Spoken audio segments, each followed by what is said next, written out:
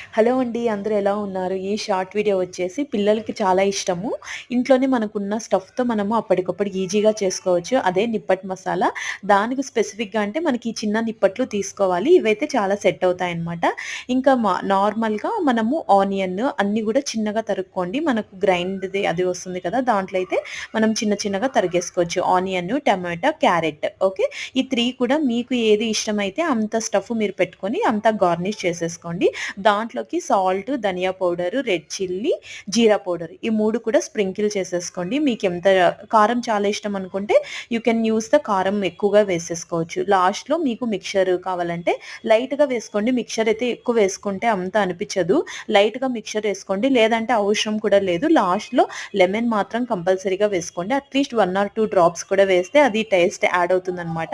ఇది ఈ short video మీకు గనక నచ్చినట్లయితే please subscribe to my channel.